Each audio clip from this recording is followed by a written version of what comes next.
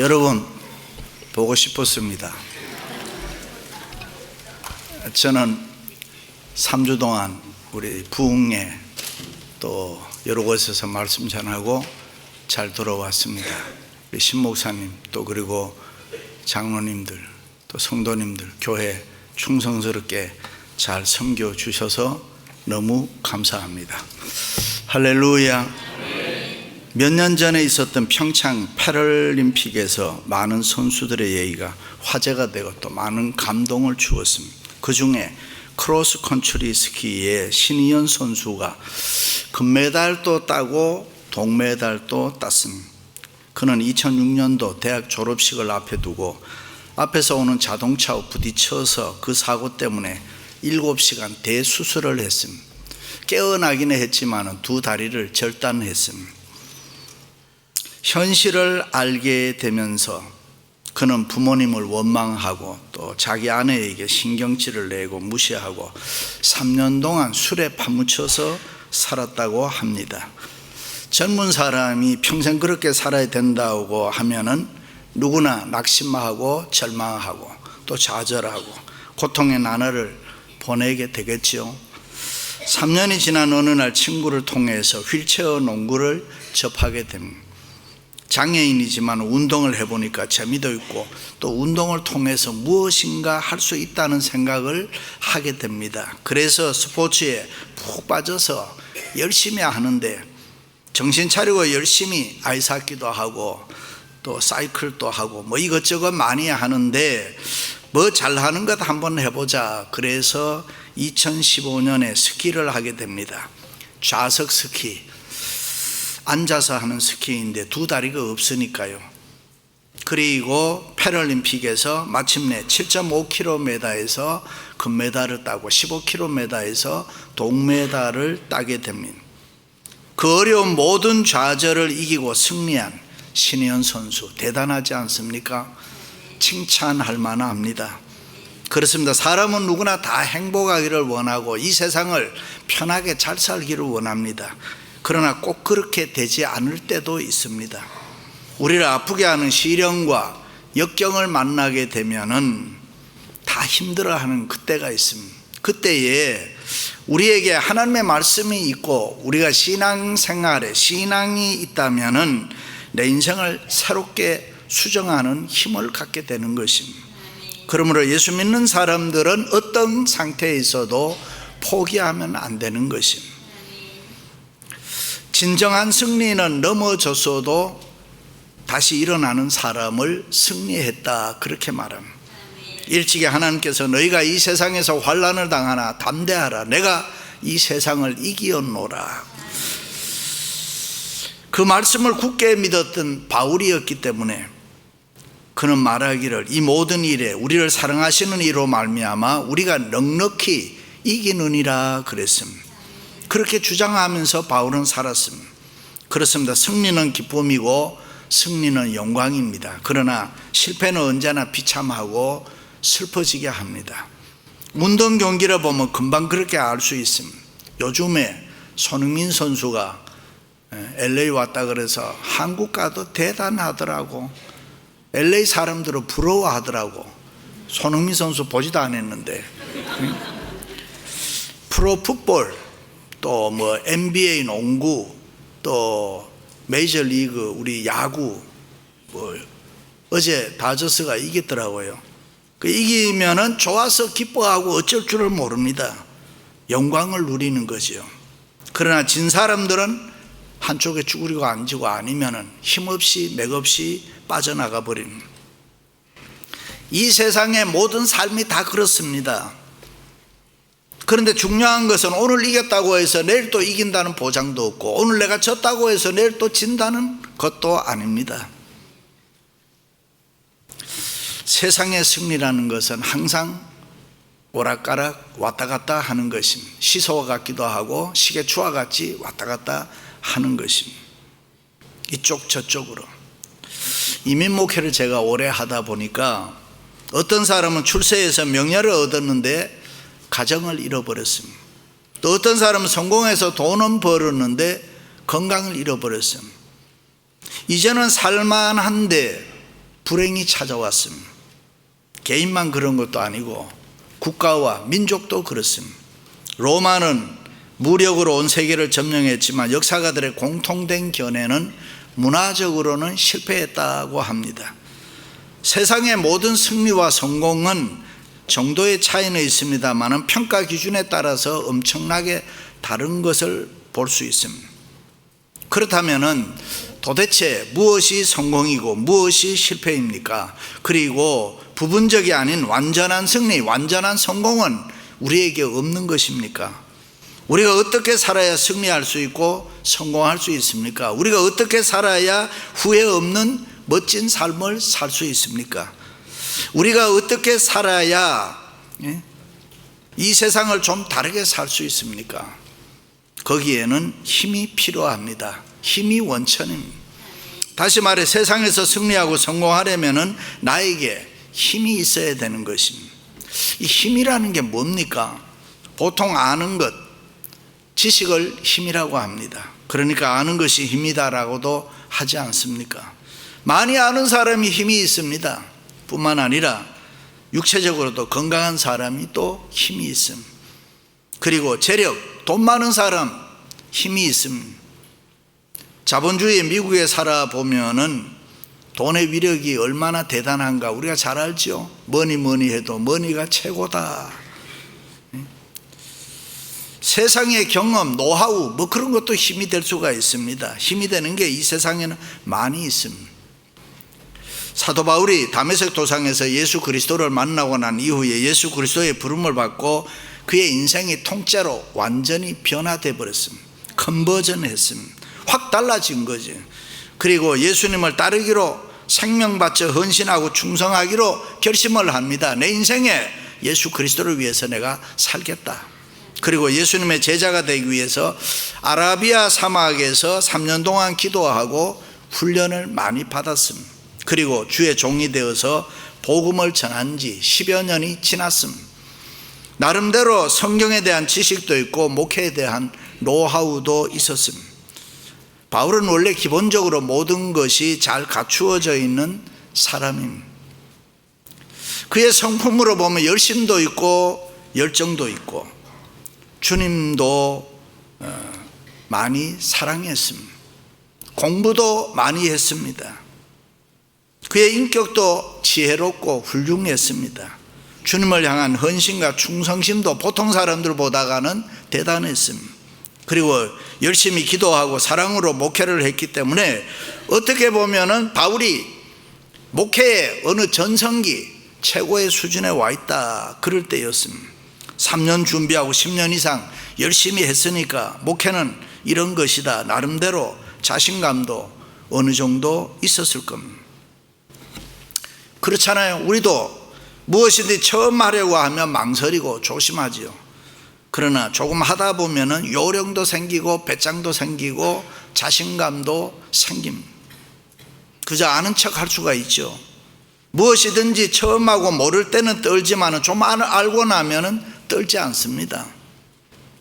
저도 처음 강단에 섰을 때에 두렵고 떨림이 많았습니다. 준비를 많이 해도 항상 불안하고 하나님을 의지하고 하나님께 도와달라고 기도 많이 하고 여기 섰습니다. 성령님 나를 도와주세요. 복음 전할 때 성도들의 마음을 열어주세요. 뭐 그렇게 기도 많이 했습니다. 근데 지금 제가 뭐 떠나요?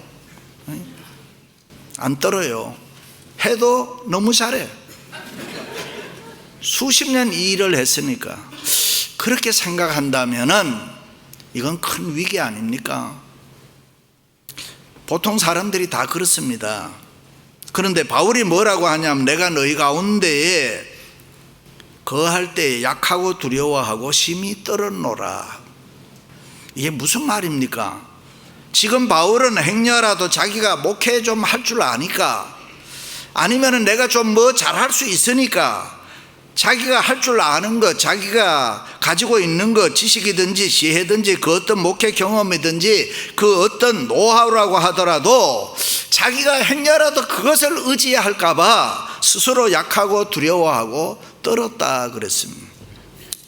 행여라도 하나님 섬기는데 예수 그리스도의 십자가의 능력 의지하지 않고 인간적 요령, 세상적 테크닉이 불쑥불쑥 나타나는 것을 자기가 경험했기 때문에 스스로 약해지고 두려워하고 떨었다는 것입니다. 언젠가부터는 나는 이제는 주님 한 분만으로 만족하고 주님만 바라보며 산다고 했는데, 내가 십자가 밑에서 나 자신이 또 다 죽은 줄 알았는데, 죽은 줄 알았던 내 교만이 불쑥불쑥 나타나고 내 자아가, 내 성질이 나타나는 걸 보면서 자기 스스로 놀랐다는 것입니다.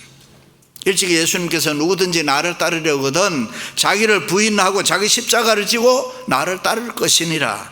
자기는 그 말씀에 순종해서 자신을 부정하고 주님을 따르는 줄 알았는데, 아직도 죽지 않고 남아서 꿈틀거리는 자아, 아직도 내 속에 살아있는 자기, 내 세상, 여러 가지 장깨, 요령, 인간적인 것, 세상적인 것이 꿈틀꿈틀거리는 자아가 발견됐다, 그 말입니다.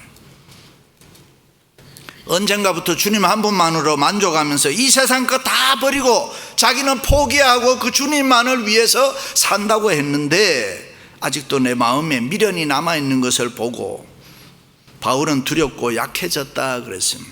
그것 때문에 떨었다고 했습니다. 우리가 타고 다니는 자동차는 힘이 좋고 잠재력이 있습니다. 그러나 진흙탕에 빠지면은 맥을 못 추고 움직이지도 못한, 성도가 세상에 묻혀 있으면은 믿음이고 뭐고 다 맥을 못 춥니다. 그리스도인이 세상에 빠져 있으면 절대로 힘이 없습니다. 저절로 힘이 빠지는 것입니다. 그러므로 성도는 단호히 이 세상의 여러 가지를 거부하고 예수 그리스도의 십자가, 주님을 붙들고 살아야 되는 것입니다. 그럴 때 힘이 있는 것입니다. 할렐루야. 예수 그리스도의 십자가가 우리의 인생의 답인 것입니다.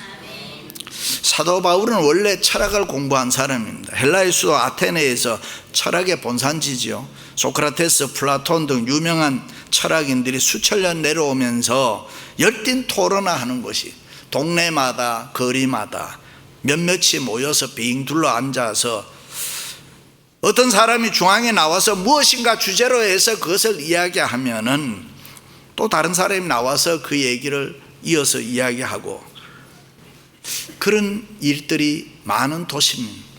그때 바울이 아테네를 갔습니다. 그리고 그들의 얘기를 뒤에서, 등 뒤에서 이렇게 듣다 보니까 바울이 너들만 배웠나? 나도 많이 배웠다.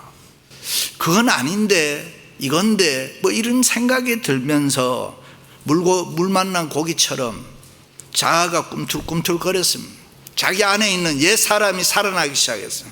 그것을 보는 순간에 공부를 많이 한 바울이라 옛날 솜씨가 나왔습니다.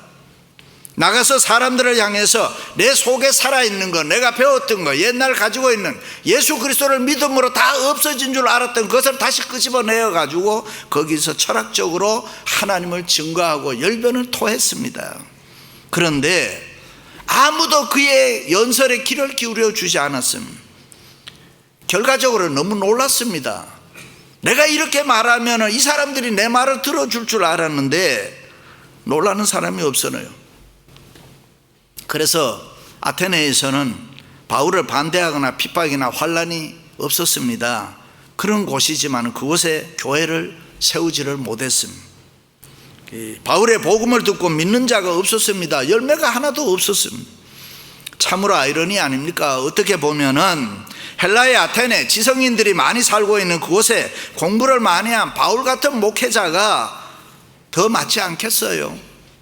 설교를 해도 철학적으로 아주 고상하게 수준 있게 전하지 않았겠습니까? 쉽게 얘기하면은 지성인들에게 코드가 맞는, 아는 척 하면서 들을 게 많은 그런 멋진 설교를 하지 않았겠습니까? 그런데 그곳에서 바울이 실패했습니다. 제가 가끔 이야기합니다만 전도할 때 절대로 아는 척 하지 마라. 열심히 돈 버는 사람에 가서 인생이 돈이 전부냐, 잘 사는 사람한테 가서 그저 잘 살기만 하면 되느냐, 자기도 모르는 이야기 그렇게 엉뚱한 소리 하지 마라. 그냥 그게 왜 그러냐, 잘난 척 하는 거거든요. 아는 척 하는. 그러면 전도 안 됩니다. 그러면 뭐라 그래요? 니나 잘 믿어라. 열심히 일하는 거 보니 보기 좋습니다. 돈 많이 버세요. 그리고 시간 날 때 내가 주는 이 전도지 한번 읽어보세요. 교회 나오면 좋습니다. 바울은 잘나기라도 했지 뭐 우리는 그렇게 바울처럼 잘난 사람도 아니잖아요. 드디어 바울은 낙심하고 좌절감에 빠져서 아하, 내가 이렇게 잘난 척하고 아는 척해도 되는 게 없구나 해서 고린도로 갑니다. 왜요? 고린도에 가서 복음 전하는 게 아니고 처음에는 텐트 메이킹, 천막 장사하면서 먹고 살기 위해서 그거로 갑니다. 나는 주의 종의 자격이 없구나, 하나님의 종으로는 부족함이 있구나, 그러면서 하루하루 힘없이 고린도에 가 살아가는, 보통 그렇잖아요. 자기가 무엇이나 그것이 하다가 잘 안 되면은 낙심하고 시리에 빠지게 되겠지. 내가 이거 열심히 정성 들여가지고 하는데 열매가 없어. 그것도 자기가 잘한다고 생각하는 것, 최선을 다했는데 실패했다. 그러면 누구나 나는 이것밖에 안 되는구나, 실망하고 죽고 싶어 하는 것입니다. 바울의 심정이 지금 그렇습니다. 하나님이 부르실 때는 언제고, 하나님이 나로 하여금 주의 종으로 복음 전하려고 할 때는 언제고, 이게 뭡니까? 내 꼴이 말이 아닙니다. 그러던 어느 날 성령께서 바울에게 나타나셔서 말씀합니다. 왜 가만히 있느냐? 왜 너 여기에 잠잠하면서 있느냐? 왜 너의 할 일을 안 하느냐? 이 성에는 구원받을 자가, 고린도에는 구원받을 자가 많이 있느니라. 그러니 너가 나가서 담대히 복음 전해라. 바울이 성령의 소리를 듣고 갈등하기 시작합니다. 하나님, 해보니까 안 됩니다. 내가 아테네에서 열심히 복음 전했는데 열매 하나도 없음. 실패에 대한 생각 때문에 고민합니다. 옛날 아테네에서 복음 전하던 생각이 지워지질 않습니다. 여러분이 잘 아시는 대로 바울은 인간적으로 보면은 적어도 대단한 사람, 보통 사람 아니죠. 세상에 대해서, 인간에 대해서 뭐 겁먹고 두려워할 사람 아닙니다. 세상에 도전이나 환난이나 핍박이 있으면 더 강해지는 사람입니다. 그런데 바울이 왜 약해지고 두려워하고 지금 떨고 있습니까? 자기라는 것 때문에, 이 자아라는 것 때문에, 잘난 자기 때문입니다. 자기를 너무 믿고 살았습니다. 내 자신이 뭔가 잘나서 나는 이 세상을 뭔가 할 수 있다라고 생각했습니다. 자기의 양심, 자기의 지식, 자기의 지혜, 자기의 경험, 자기가 남보다 낫다는 교만, 자기의 우월감, 자기의 그 어떤 것, 그것이 자기를 괴롭히고 있는 것입니다. 그런 자아 때문에 두렵고 떨고 있는 것입니다. 예수 그리스도를 믿음으로 세상적인 것, 인간적인 것, 타락하고 부패하고 그리고 추하고 더러운 마음이 자기에는 다 없어지고 예수 그리스도만이 있는 줄 알았는데, 내 속에 그대로 남아있는 것을 보고 안타까워하면서 이런 것이 내게 남아있는 한 나는 절대로 좋은 그리스도인이, 좋은 목회자가 될 수 없다라고 깨달았습니다. 그런 것들이 내 마음속에 있는 한 나는 절대로 지혜로울 수도 없고 성령 충만할 수도 없고 절대로 이 세상 살아가는데 강해질 수도 없고 마음이 슬프고 괴로웠습니다. 그렇구나, 내가 승리하지 못하는 것, 내가 형통하지 못하는 것, 내가 성공하지 못하는 것, 내가 성령 충만하지 못하는 것, 내가 복음을 제대로 증거하는 종이 되지 못하는 것, 그것은 내가 나를 다스리지 못했기 때문이다.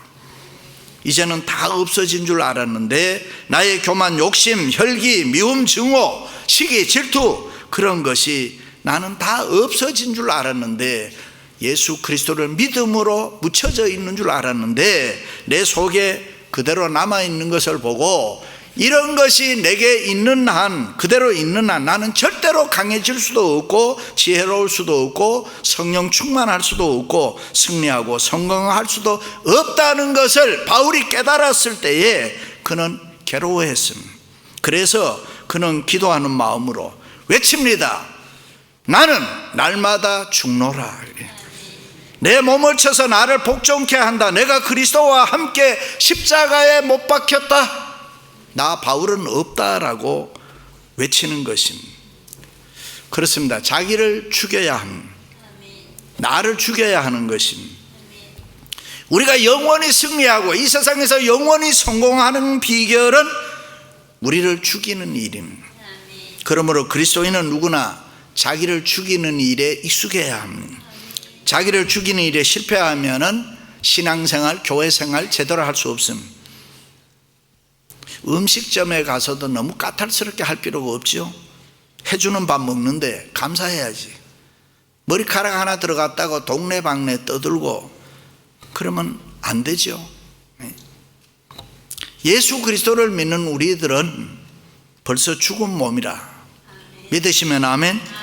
내일 죽는다는 것도 아니고 앞으로 죽는다는 것도 아니, 이미 죽은 것입니다. 과거인 것입니다. 바울처럼 그리스도와 함께 십자가에 죽었다라고 고백해야 합니다.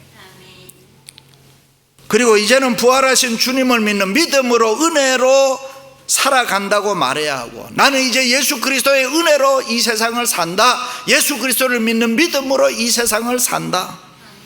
이 확신이 없으면 아직도 두려움 속에 있어야 되고 떨림 속에 있어야 하고 나약할 수밖에 없습니다. 육신병 들었다고 약해지면 안 되죠. 사업 실패했다고 약해지면 안 되죠. 가난하고 돈 없다고 약해지면 안 되잖아요. 그럴 때 예수 그리스도의 십자가의 능력을 믿는 사람은 오히려 이 세상에서 더 강해질 수 있는 거지. 할렐루야. 그래서 바울은 결론을 내립니다. 내가 예수 그리스도의 십자가 외에는 아무것도 알지 않기로 작정하는 것입니다. 예수 그리스도의 십자가만 알고 십자가만 자랑하고 십자가만 믿고 살아갈 때에 우리에게는 힘이 있고 능력이 있고 은혜가 있을 줄로 믿습니다. 십자가의 도가 멸망하는 자들에게는 미련한 것이나 구원을 얻은 우리에게는 능력이라 그랬습니다.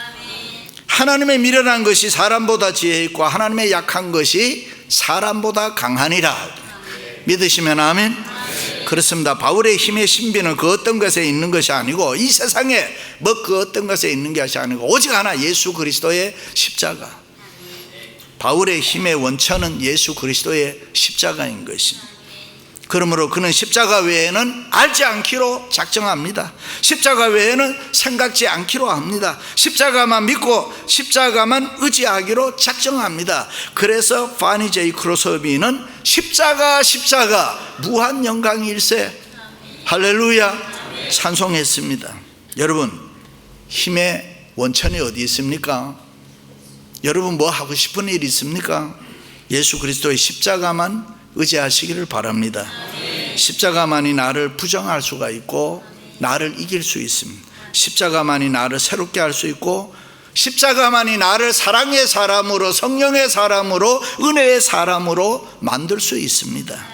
십자가만이 나에게 힘을 주심으로 내가 이 세상 어떤 가운데 있어도 강하고 담대할 수 있습니다. 십자가만 붙들면 우리의 모든 문제가 해결될 줄로 믿습니다. 육신에 병든 자, 마음이 공고한 자, 가정에 문제 있는 자, 살기가 힘드신 분, 예수 그리스도의 십자가 다시 한번 붙으시기를 바랍니다. 예수 그리스도의 십자가는 우리 인생의 모든 문제를 해결하는 능력이 되는 것입니다. 믿으면 구원의 역사가 일어납니다. 치유와 표적이 있을 줄로 믿습니다. 실패자가 성공자가 되고 안 되는 일이 잘 될 수가 있고 불가능한 일이 가능하게 되는 것입니다. 그러므로 이미 지나간 실패 후회하지 마시고 앞으로 어떻게 살까 걱정하지도 마시고 예수 그리스도의 십자가에 붙들고 다시 한번 새롭게 믿음으로 승리하시기를 바랍니다. 사랑하는 성도 여러분, 우리의 답은 세상의 그 무엇이 아니라 예수 그리스도의 십자가인 줄로 믿습니다. 예수 그리스도의 십자가 붙들고 승리하시기를 주님의 이름으로 축원합니다.